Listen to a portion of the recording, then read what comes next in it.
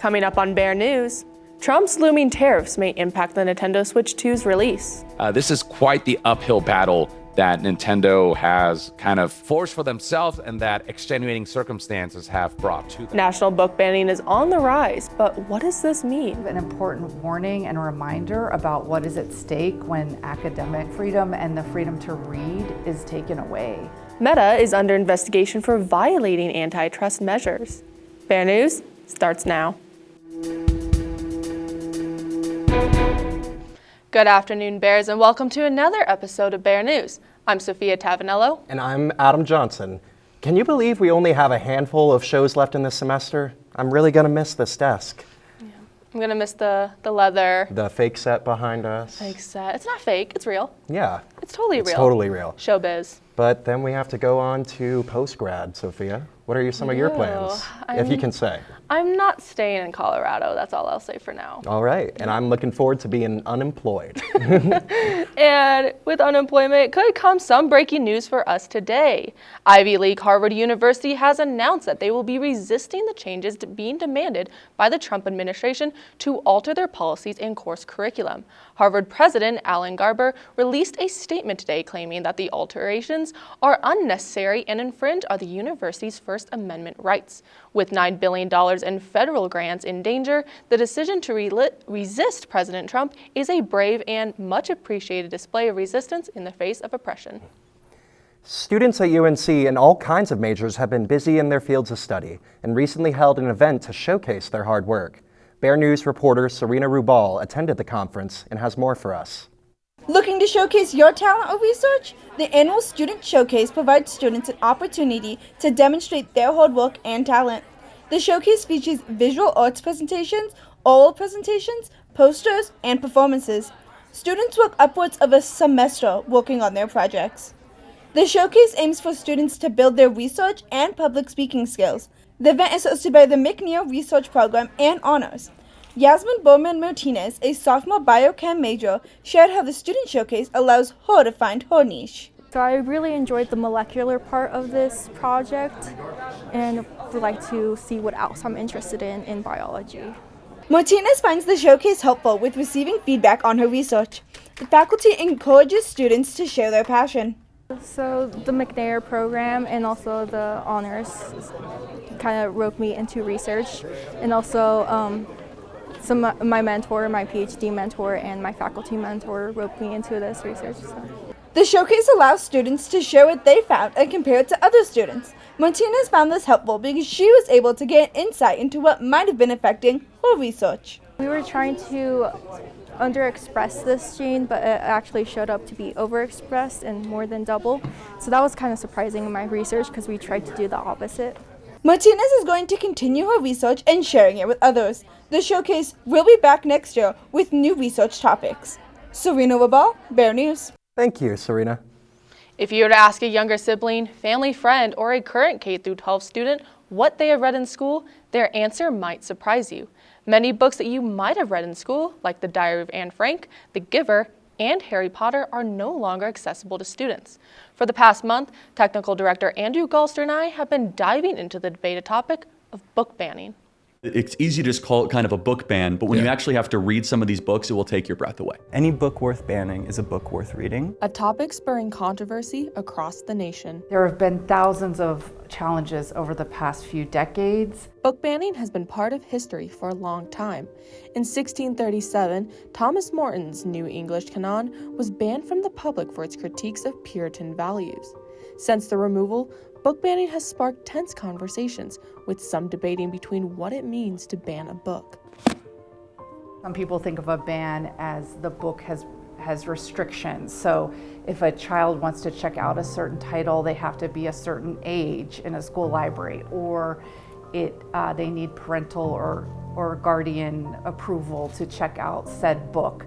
So that isn't an outright ban, but it's a restriction on or a barrier to checking out that book. Interim Dean of University Libraries at the University of Northern Colorado, Jen Mayer, is not only passionate about books, but provides research knowledge on the increased challenges. So the book challenges increased exponentially starting in 2020. There were 223 book challenges in 2020. So this is again according to the American Library Association Office of Intellectual Freedom.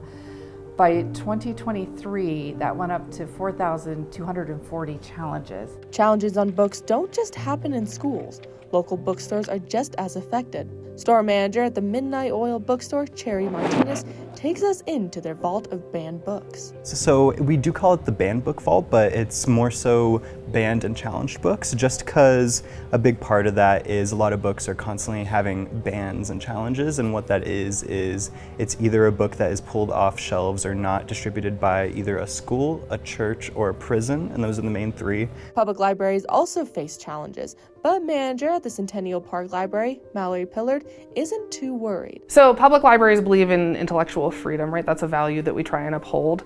Intellectual freedom is the right of any individual to seek information without restriction or scrutiny. So regardless of what has happened at another place, if somebody asks for that book, we do our best to find it for them, no questions asked. With many books being challenged, there are a few standouts that many Gen Zers may recognize. I'll say an interesting one is The Color Purple, just because with The Color Purple, it's one of those books a lot of people have read in school. At least the past few years, I read it when I was in high school.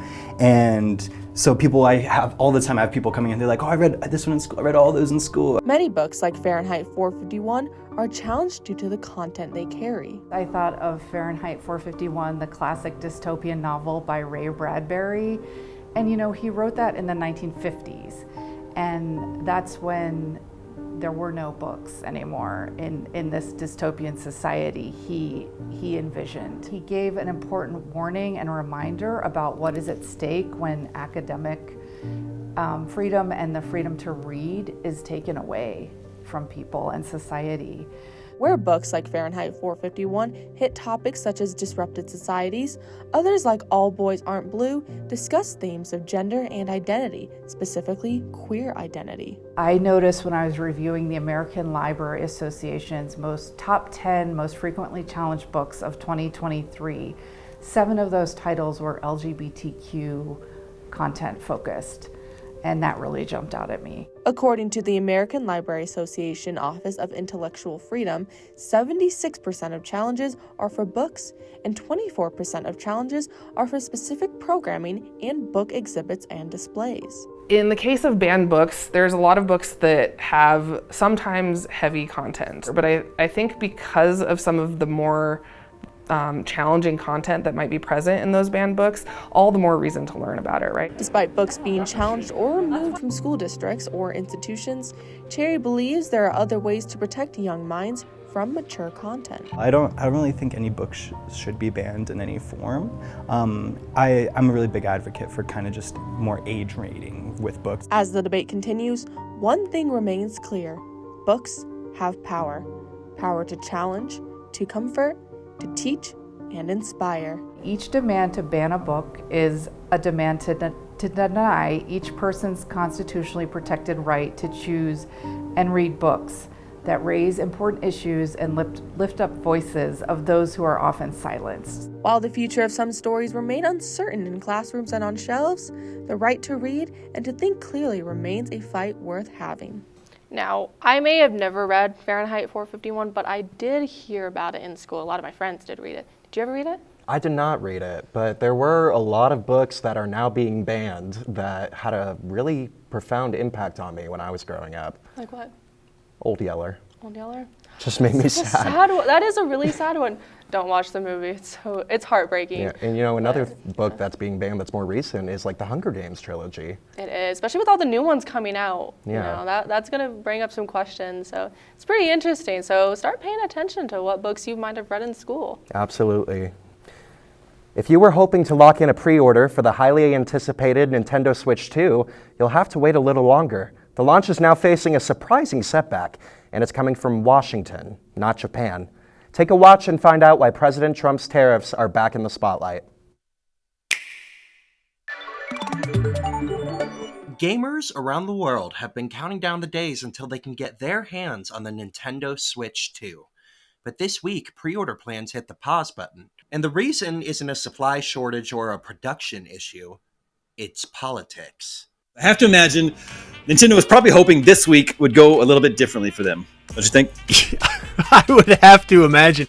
Nintendo announced a hold on U.S. pre-orders, saying that they need time to assess the impact of recent tariff changes. The situation began when President Trump's administration imposed a 10% universal tariff on all imported goods.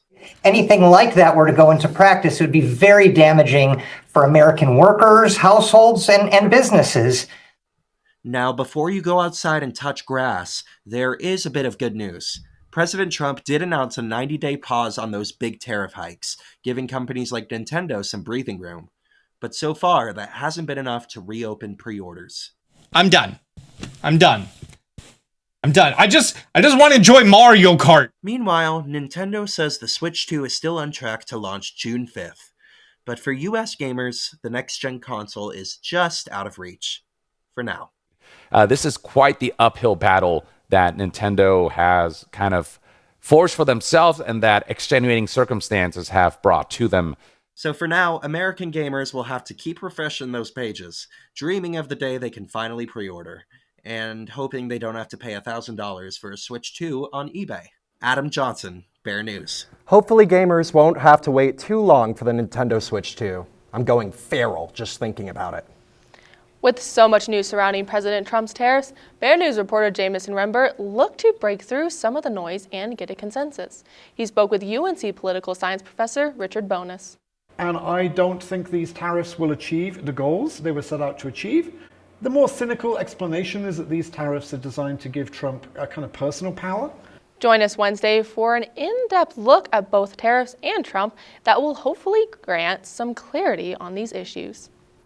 Meta CEO Mark Zuckerberg made his first appearance in court as part of the antitrust trial today. The U.S. government has accused Meta of holding too much market power in the online communication space. Zuckerberg owns the parent company that has bought out many of its direct competitors, starting with Facebook and purchasing Instagram in 2012 and WhatsApp in 2014. Many have said that there are no alternatives to these social media platforms, accusing Meta of forming a monopoly. As the trial continues, Bear News will bring you updates.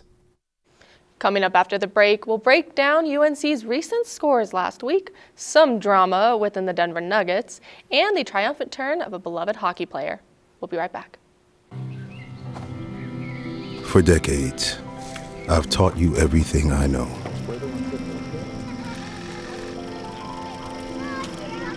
How to safely build a fire. How to control the flames.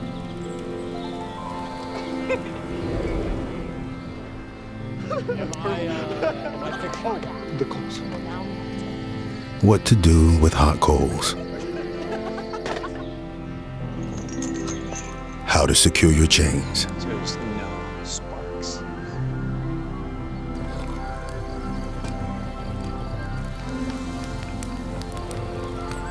But I can only teach wildfire prevention. Only you can prevent wildfires.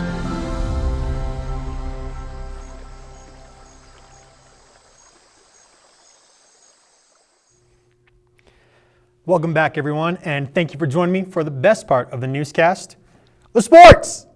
I'm Colin Mo, and we have some good stories lined up today.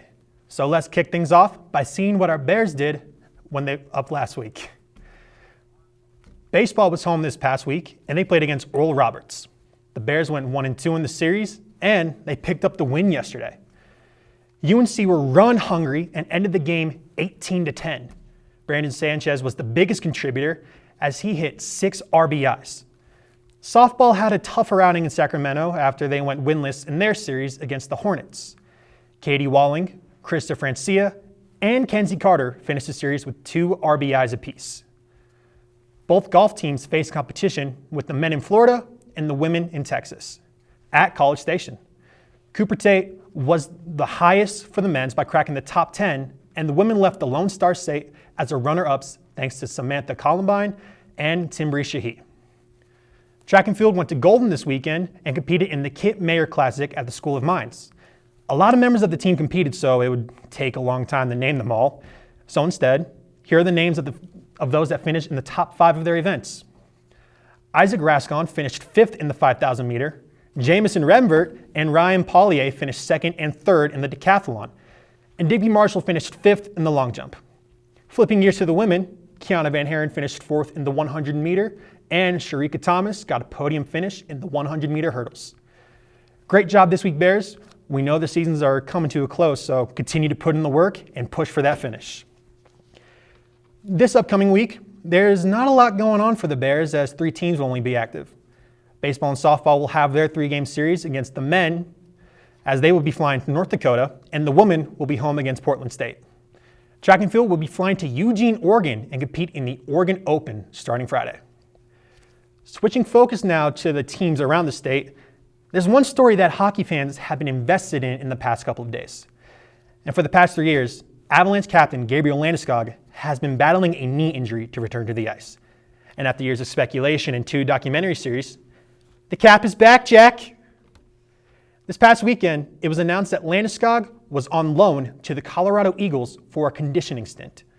Fans speculated that he would suit up, and the worst-kept secret was then confirmed that he would be, and fans were flocking to Loveland to see him play again. And his return did not disappoint, as it looked like he was back to his old self. He was diving for pucks, mixing it up on the boards, and being the screener to eventually get his first goal that he has had since the 2022 Stanley Cup. As someone that didn't think he would ever return, I am so happy I am wrong. He's been the missing piece for the Avalanche to make another run for the Cup. This is the deepest the Avs have been since the 2022 series, and with the added insurance of Landy coming back, I have a good feeling that we will see this scene on the step of the Capitol again. Good looking man there. Now, moving from the pros to college level, we now take a look at how the Frozen Four ended and how a new king of the ice was crowned. The men's NCAA ice hockey semifinals took place over the weekend with the Denver Pioneers as one of the teams. Taking on the Western Michigan Broncos, the Pioneers came into the game looking to advance to the championship game in back-to-back years. But the Broncos had other plans.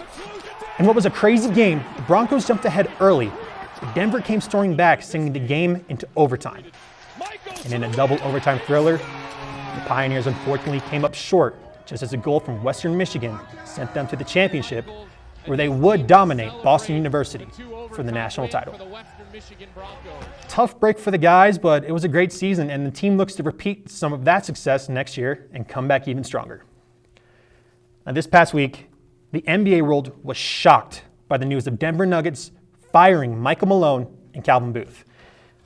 This was something I was not shocked at and felt that there were issues that did not see the light. It's almost been 2 years since the Nuggets won the NBA championship, and the team that was once feared had slipped to a mid-seeded playoff team. The downfall on the Hydra doesn't involve one head, but 2 that didn't see eye to eye. A coach and a GM are supposed to work hand in hand. They are where the team starts, and if the 2 have the same vision, then the path is clear. But the past 2 years have been bubbling over in many ways. Malone became the greatest coach in Nuggets history and knew what the team had in Jokic. Booth wanted to do things the old-fashioned way and build with the young guys. That only works if you are a team rebuilding. And trust me, the Nuggets are not a project. When 2 people want 2 different things, they try to sabotage the other and petty games ensue. The I'm right, you're wrong game. You can try to prove all you want, but all those issues will eventually spread deeper into the roots and ruin the tree. It was clear to me that the team had no fight. In this so-called post-Malone era, the Nuggets are 3-0 and are the 4th seed in the playoffs. They've looked like themselves again and look like they're having fun. Now, while the issues were never stated the past couple years, speculations I had on the relationship between Malone and Booth were confirmed on social media through various sources. Now, with the playoffs starting in a week, I hope the move did ignite something in the Nuggets. If not, then the spark that owner Josh Kroenke wanted might end up being a dud. So, Sophia and Adam, were you guys familiar with this story before last week? I was with my mom. She's a big Nuggets fan, so she would love to talk this with you if she had the chance. I'm not a huge sports guy myself, but honestly, this is a big enough story that I have heard a lot about it. Is there anything that you heard that you didn't think was an issue inside, or was everything just eye-opening to you too?